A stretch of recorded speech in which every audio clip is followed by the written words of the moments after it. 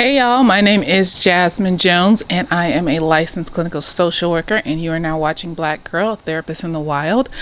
And today you're watching a little show that I like to call Therapist Sips and Reviews. Today we are reviewing the movie Nope. It just came out today and I had to make a video. I don't care. So spoilers, don't watch it. Don't watch this. Do you watch the movie? Yada yada yada. I mean. And if you decide to watch this before you watch the movie, that's on you. It's not on me. Yada I mean. Right. So, anyways, today we're sipping on cranberry juice and vodka. Yes. For those people that are new, the juice changes, the chaser changes, but the alcohol stays the same because I do not drink. I am not a drinker. This is basically the only time during the week that I drink, unless occasionally I go out to have a sip. 2 drinks max. So anyways, it was good, y'all. Jordan Peele. He's out here doing the damn things. He's out here being an artiste. He's out here creating. He's a storyteller. He's a monster creator. Yes, he is. He is creating a whole new genre of horror. It's some different shit. This was a mix between a Western and a horror movie and sci-fi. It was a lot of shit going on, but not a lot at the same time. Try to keep this short. Just point out the main things that I noticed in the movie. And yeah, let's get into it. So this movie is about Keke Palmer and Daniel Kaluuya owning a horse ranch that is supposed to supply horses to Hollywood. Their dad dies in the beginning from metal things that are falling from the sky. Daniel Kaluuya is traumatized from that whole experience. He keeps the nickel or the quarter or whatever that hit his dad in the eye. Daniel Kaluuya can exude this silent trauma that a lot of men have. Because I was sitting there, I was just like, what is that? I thought my tag was out. I didn't see it. I was like... He exudes this like silent trauma that a lot of men had. Now, because I was wondering, like, why am I so triggered by him standing there silently? Why am I so triggered by him getting agitated in the scene where he's like with the horse at the movie studio presenting the horse? Because he was agitated, and it reminded me like of men in my life that exude that kind of inner trauma just pouring out of them. They get anxious, they get overwhelmed, they get agitated. And you never know where it's going to go. And so I was just sitting there like, he was just getting agitated. And I was, why are you sniffing me? He was sitting there getting agitated. And I was like, this nigga is going through shit. Like, at the movie studio when he was like presenting the horse to the people, like, they weren't listening to him. He could barely speak to him. Keke Palmer, his sister, was late getting there because who knows what she was doing. And, he had to look down. First, I was like, is he autistic? And I was like, no, he's traumatized. He doesn't know how to talk. These people is too many people. He was overstimulated.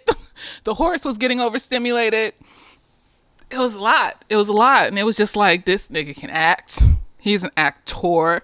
Like I said, I feel like everyone puts a little bit of themselves into their art, into their acting specifically. And so, it makes me wonder, did something happen to him in his life that he can exude that silent terror and trauma just so easily. When they got to Jupiter's farm that the Asian dude owned, and he was trying to talk about selling the horse and making payment plans to get the horses back eventually. And Keke Palmer was just in there all over the place. And at first I was annoyed. I was like, why is her being loud and ghetto triggering me? Because at first I was like, this is not the movie for that type of behavior. Why is she? And then I was like, no. They're trying to show that even of the most loudest and ghettoest of us have feelings and emotions. They told her to go in there and act like yourself. And then she, threw more on it. Of course, she's an actor. And I was just like, because she never changed her personality the whole movie. She was always loud and all over the place. I was like, does she have ADHD? Like, she keep looking at stuff, touching stuff. She could have anxiety. Who knows? And it was just like, she has feelings and emotions, and he's trying to show that we have feelings, and no matter how we are, from the most extremely traumatized of us to the most, loudest and ghettoest of us, like, we feel things and stuff. We are humans. And like throughout the whole movie, Kiki's just like, she's like got the Hollywood buzz, so she wants to be somebody. Her character wants to be somebody, wants to act, sing, do something in the Hollywoods, and that's what she is at first, a hustler. And they stay hustlers. They never deviate from hustling. And I'm just like, that's a black thing. It's like this movie was not no, like when they finally showed the monster and shit. It wasn't like, no, we're creating some corny, super villain movie where we're trying to save the world from this thing or get away from this thing. The object of it wasn't even to kill the thing. But more so, I felt like it was to understand it, capture evidence of it, and make some money, because they ain't got no money. Like, what are they supposed to do? They're not out here. They're not like super soldier warriors and shit. They own a farm, a ranch, and they about to lose the ranch, and the ranchman and their family, and they trying to make some money. So anyways,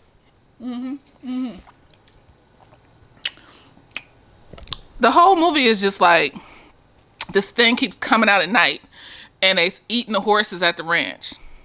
And they don't know what it is at first until one night Daniel Kaluuya sees it in the sky. And he's like, oh shit, it looked like a saucer, but it wasn't a saucer. It didn't move like a saucer. He didn't know what the fuck it was. So come to find out, with the help of the Fry dude, he was just like, I love this character. I just felt like he was just all over the place. Like, these characters are like realistic. Like, think of if you and your friends spotted an alien in the sky. And you got the weird friend, the quirky friend, the stupid friend, it's realistic. Like, after the things came over their farm and spit out all that blood on the house, them niggas left and got high. Them niggas, like, what else are you gonna do? What were they supposed to do? Were they supposed to, like in the other movies, call the police? And, what are the police? They're gonna come and quarantine the whole place if they do come at all. And then they will never be able to be on their farm ever again. So it's kind of like, what else were they supposed to do besides capture it first? So that they could get the acknowledgement first. Because as whites will do, once they find out about this, just like they said in the movie, they shit gonna get taken the fuck over. They're going to probably disappear. Bullshit's gonna happen. So if they have the money shot, they release the money shot first. Especially if the thing is dead. They killed the thing. It exploded in the sky. Then, like, yeah, immediately they can sell it to tabloids. They can sell it to anybody they want to sell it to. They got the original picture. And so anyways, throughout the whole movie, they trying to figure out what it is at first. It's eating the horses. So Kiki go and she steal a horse from a little theme park down the lane and shit. And she steal like a little plastic horse. And so the thing come thinking the horse is like a real horse because it's eating shit. It's just eating shit. It's an animal. And so it eats the fucking horse. And then, like, it starts to, like, that's why it got mad. It came back and was mad like the next night. And it started spitting up because the plastic things in the horse had scraped its insides and shit. And I was just like, because Daniel was all like, I don't know these characters' names. Don't come for me. I don't care. Daniel was all like, oh, they came because the nigga over at Jupiter Farm. So in the beginning of the movie, we see this clip of this chimpanzee, like, killing a bunch of people on the set, right? I didn't know what the fuck that meant. It was just like, oh, whatever.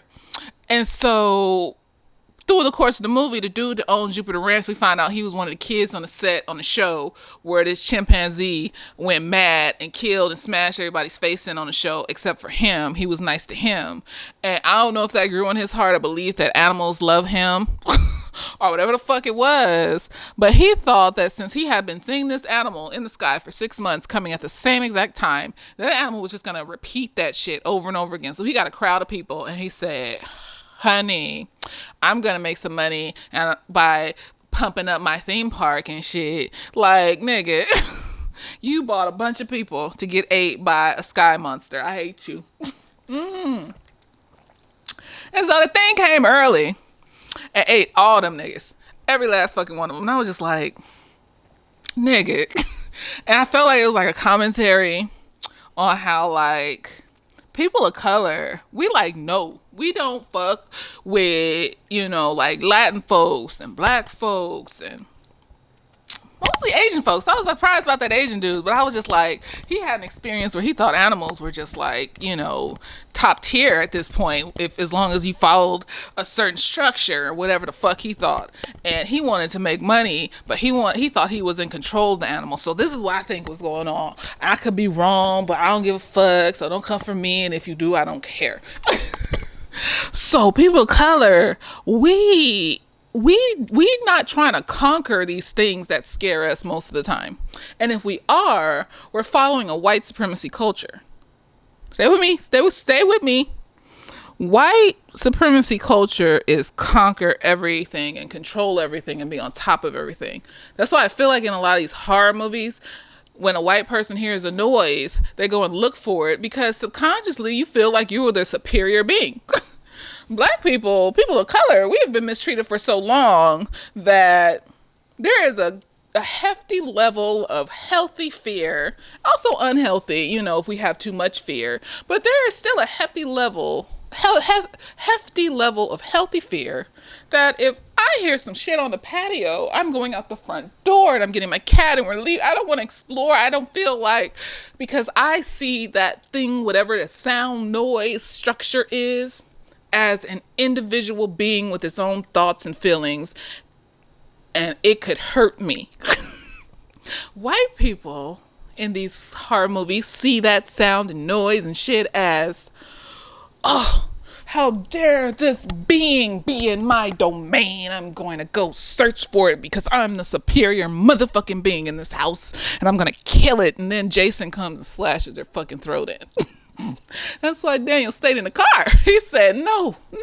And so during the course of this movie, you see that they're not trying to conquer this thing because they know they can't. All they're trying to do is like work with it. Okay, work with its animal instincts. He learned you can't look it in the eye. That agitates it. See, we're having empathy and understanding how this thing feels and thinks so that we don't get killed and shit. So he doesn't look it in the eye, and then they set up this whole situation so they can know where it's at with the little Bobby men and shit like that. And they set this whole situation up in the ranch so like they can know where it's at. So when the power goes out, because when it moves close, the power goes out and shit. So they can corral it. It's like they're corralling it, like, okay, so we know where the movement's at. We know how it's moving and where it's going and shit. Then they set up a whole situation so it can come out the sky. They got the director to come and bring the camera that ain't got the electricity and shit. So like, okay, so we got this shit. So we're corralling this thing. We're working around it. We're maneuvering with it. We're not trying to conquer it and blow it the fuck up. She ended up blowing that motherfucker up just because she's had an idea. She didn't know it was going to work. The thing was chasing her. I like how they used the black eyes.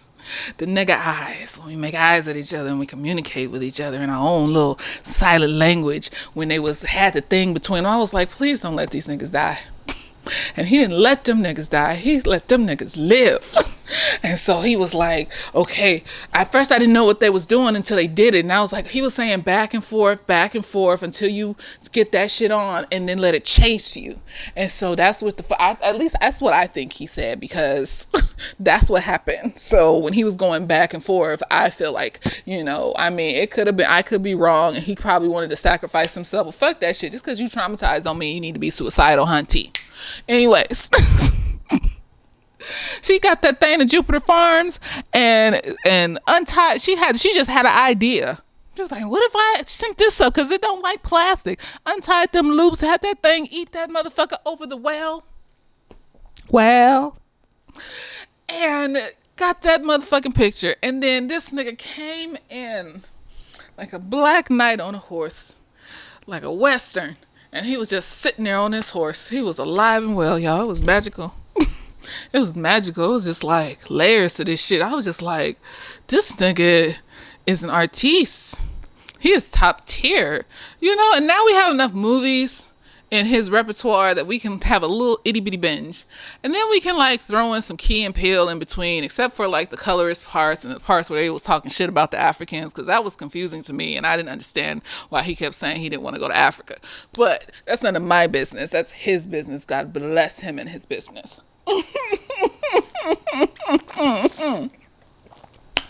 I like to call things out when I see it. You know, everything has a percentage of positives and negatives. And so you have to acknowledge the negatives in order to partake in the positives, unless the negatives outweigh the positives, like R. Kelly.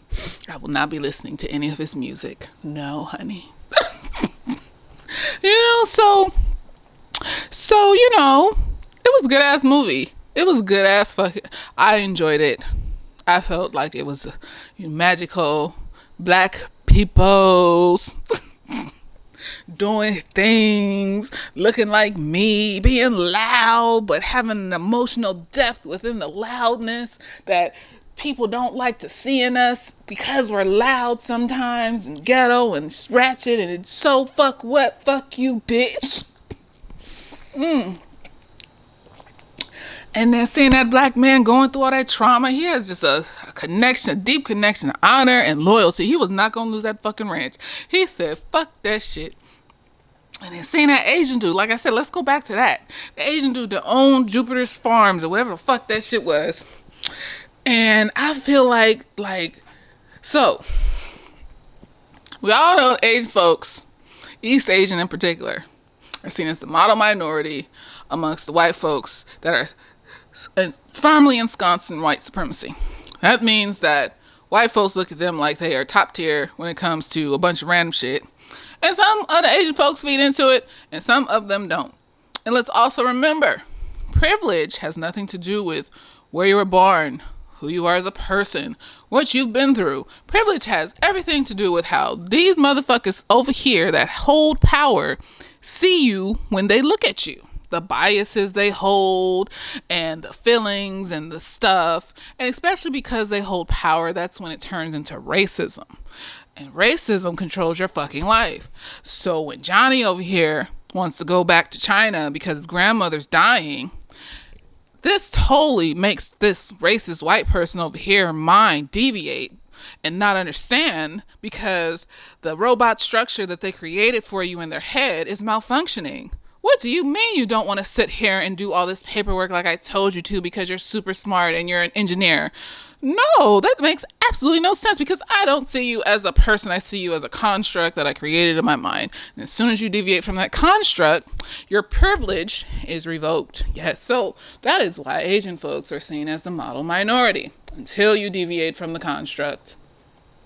And then your privilege is revoked. Now, some of them, and most people closest to whiteness, you know, like light-skinned folks or some Latin folks, because there are Latinos for Trump.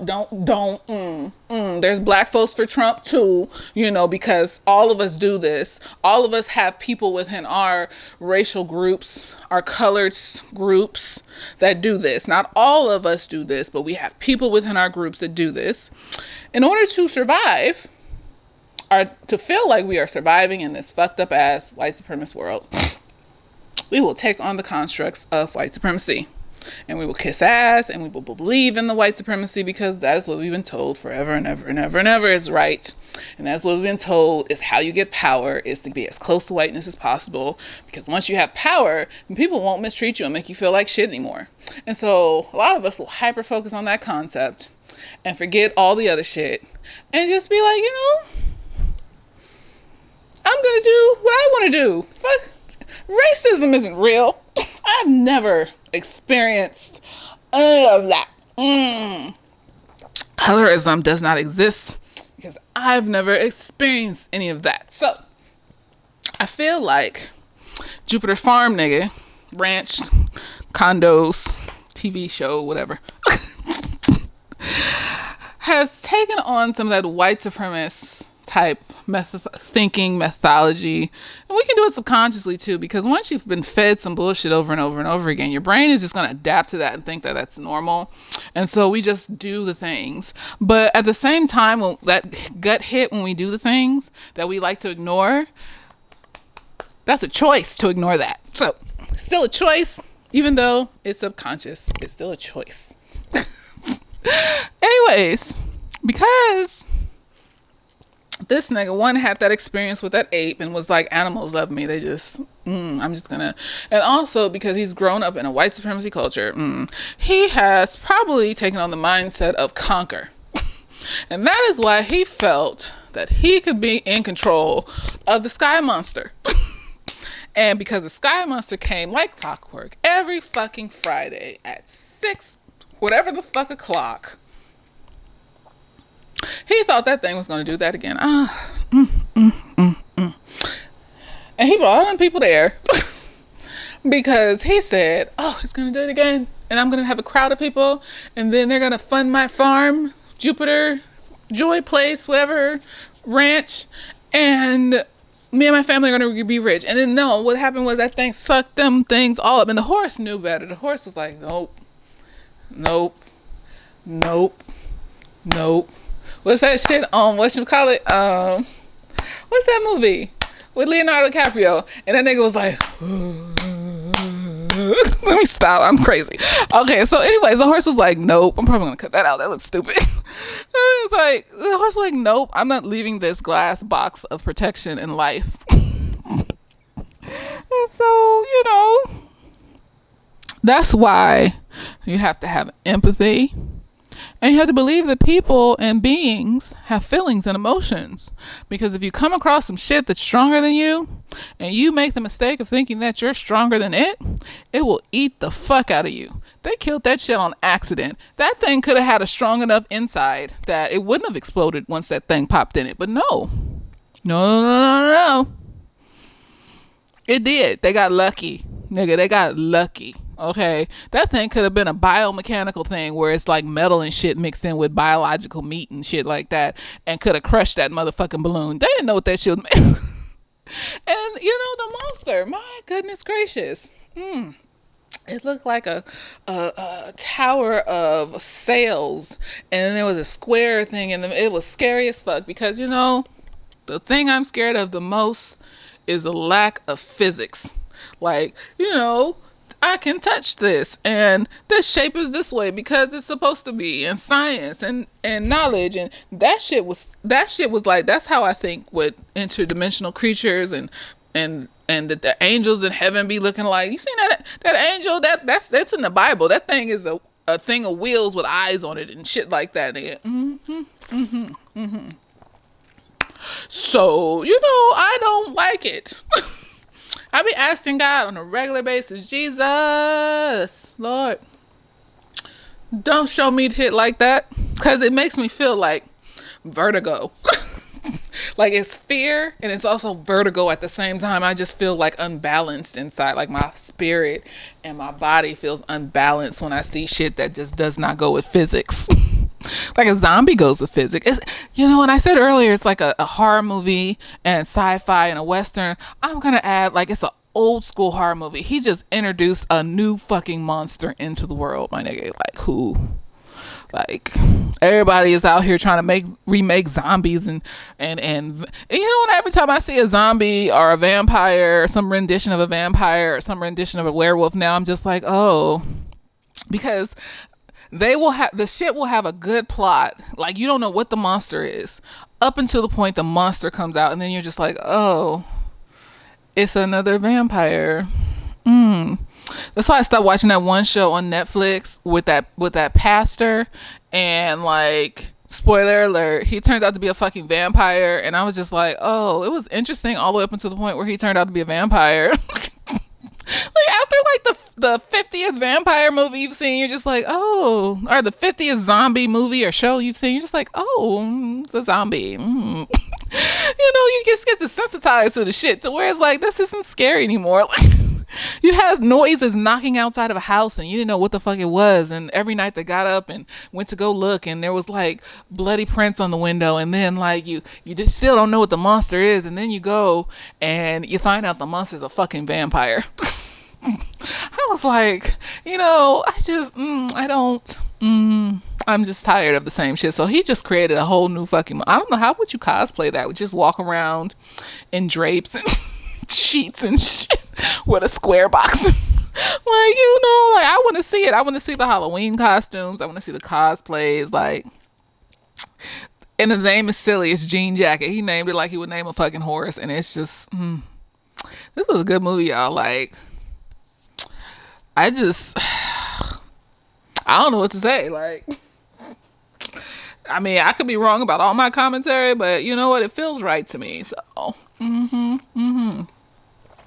it feels right to me. So if y'all seen it, let me know what you think. Let me know how you feel. Did the movie make you feel? We're getting these movies. Like, Jordan Peele always gives us some shit, though. Like, and the thing is, too, like, this movie isn't about racism. You know, like how Get Out was. Like, I think he's slowly moving away from, like, the main subject being racism. But he's not getting rid of it completely, because it's still a part of our lives every day. So when he was on the studio set and the Dolly Parton looking chick was looking at him like, "Oh, your name's OJ?" He was like, "Yes, Otis Jr." And she was like, "Oh, and she backed away, and I was just like, "Yes." But that wasn't what the movie was about, though. It wasn't like about racism and shit. It just it's a daily situation. We're gonna periodically experience moments like these, so you can't just not put it in there. Like, this big black dude that's standing around all these white people silent, they're probably misconstruing who he is as a person because he's so silent, and they're probably scared of him because they're looking at him like he's scary.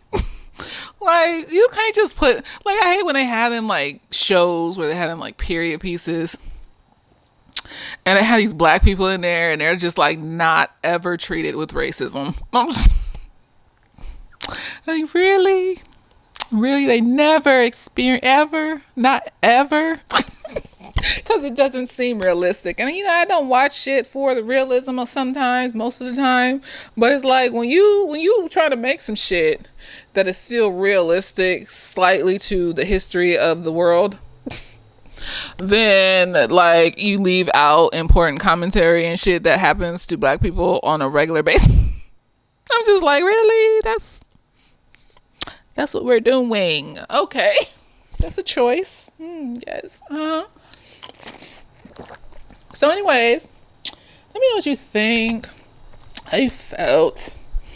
This man is an artiste. I love his whole style now. He has like a pink suit with like, you know, his gray out and everything. And it just the pink matched his like, you know, skin tone and whatnot. It was magical. You know, good for him, you know. Like I said, I don't know why they were making fun of the African people on Key and Peele. God bless him. I hope he figured that out, and other things that I hope he figured out too, and things, because colorism is wrong. But yes, this man is an artiste, you know. I don't know. I want to know what happens next, what he puts out next. Like, are we going to see another television show? People were talking shit about the Twilight Zone. That was a good show to me. I don't care. I liked it. You know, it's just like some twists and turns and shit. Like, you know, I liked it. Shit. They need to put out another season. They always cancel it. Sorry, they put it out in the early 2000s and they canceled it. They put it out in the 90s. They made a movie in the 80s. Like, obviously you keep bringing the Twilight Zone back, right? So just leave it. Just leave it. People probably fall off and stop watching it and shit, and then they cancel it again. Like, let them not cancel the Twilight. It's a good show. Y'all out here ruining shit. Anyways, you know, yes. So tell me what you think, what you thought, what you felt, and later days.